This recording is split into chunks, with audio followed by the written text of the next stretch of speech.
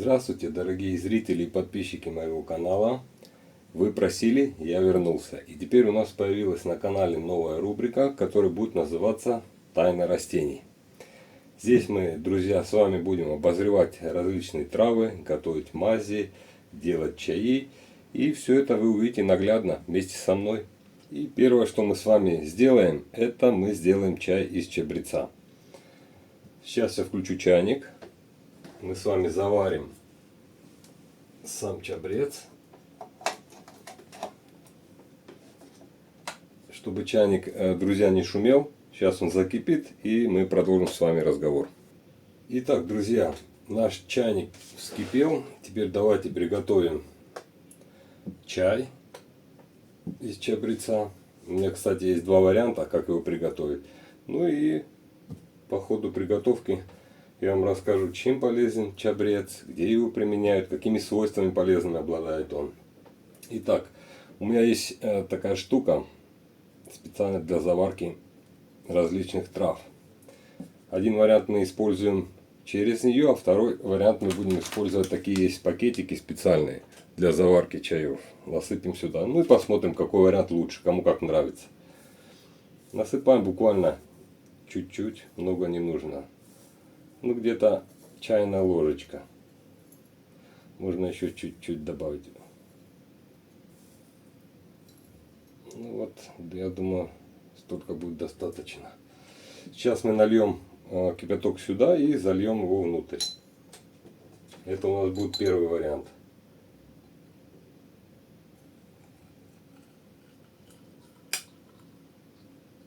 Есть. И добавим вот так вот. Все. Наш чай первый настаивается. Теперь приготовим второй. Возьмем наш пакетик. Засыпем сюда чабреца немного. В этот пакетик. Вот так удобно, потому что если его заваривать без пакетика, будет очень много травы плавать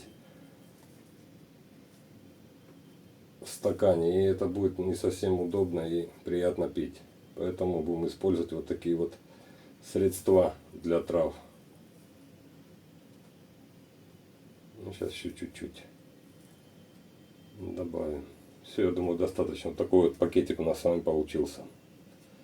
Затягиваем и кладем его внутрь, заливаем кипятком. Посмотрим, где лучше получится. Пакетик одноразовый, удобно. Вот два варианта. Также у нас здесь лимончики есть. Это чисто для вкуса и аромата. Ой, а заваривается вообще шикарно. Посмотрите, уже сейчас здесь немножко просыпалось. Наш чабрец. Вот уже видите эффект. Закрываем для лучшего эффекта. И все. Вот судя по данному моменту, что сейчас происходит, колба лучше себя показывает, чем пакетики. Ну посмотрим. Хотя он тоже хорошо дает. Ну, не знаю, кому как нравится. Какими полезными свойствами еще обладает вот чабрец трава? Ну, в первую очередь, это у нас антисептическое свойство, противомикробное свойство, противогрибковое свойство и отхаркивающее действие. Помимо чаев, его можно также еще использовать в виде, знаете чего? В виде ингаляции. Берется специальная такая мисочка небольшого размера. Засыпайте так же, как чай, определенное количество чабреца. Закрываете марлей или полотенцем, ну и ждете там буквально минуты 4-5, когда заварится, снимаете и можете уже принимать ингаляцию, подышать вот как раз чабрецом. Очень помогает при вот ОРВИ, различных гриппах и заболеваниях. Вот вы смотрите, друзья, сейчас у нас заваривается чай. Вот ее поднимаешь, колбу опускаешь. То есть вообще это классная штука, удобная для вот как раз трав, настоев чаев и вот остального. Вообще, посмотрите, как классно получается. Все остается внутри. Если кому-то понадобится, я ссылки оставлю под видео, можете посмотреть, где купить, где приобрести. Здесь у нас что получается? Ну, здесь у нас более почище вариант. Почище вариант. Как чай обыкновенный вот заварилось. Ну, надо еще подождать немного. Пускай постоит, заварится еще немножко. Потом мы с вами выпьем. Также добавим лимона для вкуса. И с большим удовольствием выпьем. Сделаем настойку из чабреца. Вот у меня есть такая бутылочка. Сейчас мы туда насыпем немножко чабреца. И зальем все это дело чачей. У меня вот есть чача в бутылке. Я ее, кстати, использую для различных настоек. У меня вот уже осталось немного. Сейчас мы с вами сделаем настойку. Настойка где применяется? Смотрите, настойку можно применить, если, допустим, вы чувствуете, что вы начинаете заболевать или как-то себя дискомфортно чувствуете. Вот можно прийти и выпить там 20-50 грамм настоечки выпить и полегчает. Настойка может храниться, друзья, довольно-таки долгий срок. Здесь спирт, по-моему, 55, то ли 65 градусов. Что должно случиться с настойкой? Ничего не случится. Давайте сейчас засыпем чабреца. Я просто показываю вам в данный момент. Это просто как можно сделать, как я делаю. Вы можете делать так, как вы хотите. Объем бутылки взять побольше или поменьше. Чабреца насыпать больше или меньше. Вот у меня рассыпается, у меня нет сейчас в данный момент этой воронки. Есть, но мне сейчас лень за ней идти. Сейчас мы насыпем вот буквально немного чабреца. Это просто вот я вам показываю, как и что можно сделать с чабрецом. Так, ну вот насыпали для эксперимента нашего чабреца немного. Заливаем все это дело чачей. Ну тот же самый спирт. Так, залили. Чачу закрываем. Так, откладываем сюда. Крышечку. У меня нет крышечки. Помешаем все это дело. Закрываем крышечку, ставим в темное место на 2-3 дня. И вот получается потом уже настойка. Эта вся трава, что здесь находится в бутылке, она потом осядет.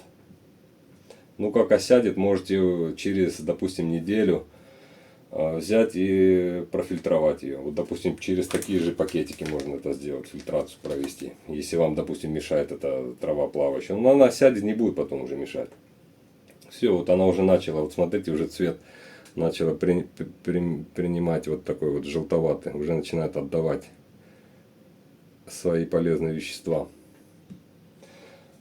Также, друзья, где еще можно применять чабрец? Чабрец можно применять, допустим, в кулинарии. Вот у меня здесь есть масло оливковое, это extra virgin, хорошего качества. Вот мы сейчас с вами сделаем масло с чабрецом. То есть я просто вам показываю, как это делается. А вы уже там делаете сами, как вам будет угодно. То есть берем вот сейчас просто элементарно, берем немножечко чабреца. И берем наше с вами масло и заливаем все это дело. Так же само мы можем сделать, допустим, в бутылку взять чабрец и накидать его в бутылку.